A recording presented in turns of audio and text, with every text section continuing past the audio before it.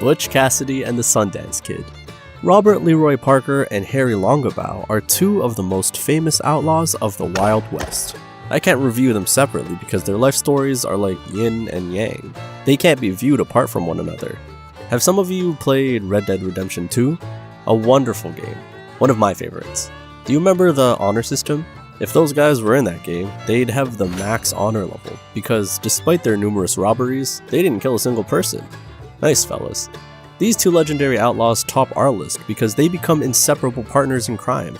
But before diving into their legendary escapades, let's rewind and explore the origins of Butch Cassidy, the man who would eventually lead the notorious Wild Bunch gang, inspired by Bill Doolin's gang, which we'll cover right after we finish this nice couple. Butch started his life of early crime, dabbling in cattle theft and minor offenses. However, his claim to fame came on June 24, 1889, when he masterminded a brilliant heist at the San Miguel Valley Bank in Colorado. And I don't even exaggerate. The robbery was so good and well planned that almost nothing was left to chance and fortune. Along with 3 accomplices, Butch made off with a staggering $24,000, equivalent to about $800,000 today. Butch spent weeks scouting the area, considering every possible escape route. He even had custom leather bags made to handle the weight of the loot, and devised a relay system with fresh horses stationed along the escape route, ensuring they always stayed one step ahead of any pursuers. Butch Cassidy's attention to detail was legendary. His tactics ensured that he and the Wild Bunch gang successfully robbed banks and trains for over a decade, without killing anyone, I remind you. However, after a decade of crime and mounting pressure from law enforcement, the duo fled the country, eventually landing in Bolivia. There, they reportedly met their end in a shootout with Bolivian soldiers, dying together and buried in a local cemetery. Well, that's what the official version says. In the 1990s, DNA tests on the bones of the men believed to be Butch and Sundance revealed no match with their living relatives. This sparked speculation that the notorious outlaws might have survived the Bolivian shootout and returned to the United States under new identities, living out their lives as wealthy men. A happy ending not many deserve, and even fewer get. Bill Doolin. Bill Doolin, Arkansas born and raised, was the notorious outlaw and founder of the previously mentioned Wild Bunch gang, leaving a trail of crime and chaos across Oklahoma and Indian Territory from 1892 to 1896. To any RDR fans, this guy is a real-life prototype of John Marston. You'll understand why in a matter of minutes. Doolin's gang quickly became one of the Wild West's wealthiest and most powerful, amassing a fortune of $165,000, over $5 million in today's money.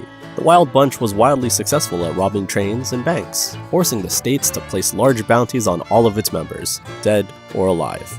But the first work of this gang was dizzying. When Doolin just became a member of the Dalton gang, those fellas tried to pull a robbery on October 5th, 1892. The Dalton gang tried to rob 2 banks simultaneously in Coffeyville. It was an utter failure. Coffeyville residents and lawmen rallied in a shootout against the Outlaws, resulting in 4 of the 5 gang members being killed. Emmett Dalton was captured, convicted at trial, and imprisoned. Historians have speculated that a 6th gang member was in town, holding the horses in an alley, and escaped. The 6th man has never been identified, but some speculate that he may have been our guest of the hour, Bill Doolin himself. By 1895, most of the gang had been killed, either by lawmen, Pinkertons, or bounty hunters eager for the reward. Doolin himself was captured and jailed on January 15, 1896. However, 6 months into his sentence, he managed to get his hands on a revolver, stick up a jail guard, and escape, sparking a massive manhunt. The hunt ended with Doolin cornered on a farm, surrounded by lawmen.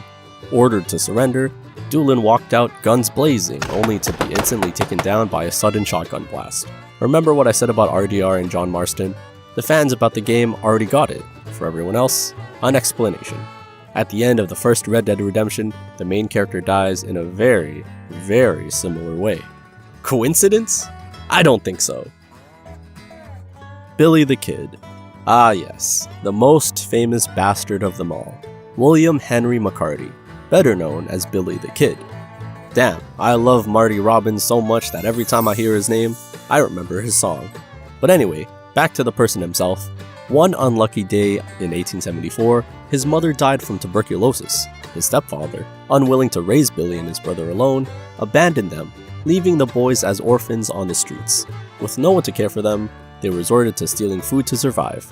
Eventually, Billy was caught by the police for his thefts and thrown into a local jail. But Billy wasn't one to stay confined.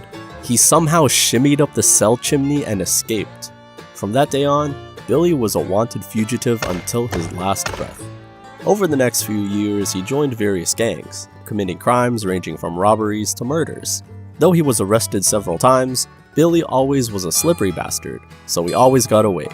By the early 1870s, Billy tried to go straight, working an honest job as a cowboy for a man named John Tunstall. John was a businessman with many enemies, and in 1878, those enemies, with the help of the town sheriff, sent a gang to seize John's cattle.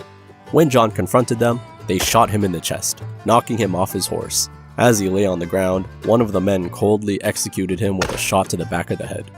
Little did these men know, they had just signed their own death warrants. This incident ignited the Lincoln County War. The Regulators, a vigilante group, were formed with a simple mission: to avenge John's murder. Billy the Kid was one of their members. They quickly got their revenge, starting by killing the 2 gunmen who had murdered John. In 1878, the Regulators ambushed the town sheriff and his deputies, killing them all in a shootout. The Lincoln County War raged for about a year, claiming many lives. After the war, Billy the Kid became a wanted man for the murder of the town sheriff. In 1880, he was finally captured and sentenced to hang for his crimes. But Billy had other plans. On April 28, 1881, he fought a jail guard, stole his revolver, and killed him. From the second story, Billy taunted the second guard, shouting, "Look up, old boy, and see what you get." When the guard looked up, Billy blasted him with a shotgun he'd taken from the office. Billy the Kid had escaped once again. By the way, a small lyrical digression. Billy the Kid had only one photo that has survived till now, and not because he was camera shy. In 2011, North Carolina resident Frank Abrams bought a metal plate depicting 5 men in Wild West clothing at a flea market for $10. In 2017, he said that an examination had been carried out, as a result of which it was suggested that 2 of the 5 men could very likely be Billy the Kid and Pat Garrett themselves. According to CBS, experts estimate its value at millions of dollars. It is, of course, just a theory, but still an entertaining one. So anyway, a $500 reward was placed on his silly head. Dead or alive, you know how it works. Many men and bounty hunters tried to track him down. Some even managed to draw, and only one of them was successful: Sheriff Pat Garrett. In his short life, Billy managed to kill 21 men, and the sheriff, who once was a friend of our outlaw, could have been number 22. But the story took a different turn. Or did it? According to some facts and rumors, Billy the Kid never died in that shootout, and he wasn't even there in a duel with Pat Garrett. But it's a completely different, not 100% true, and very complicated story. Big Nose George.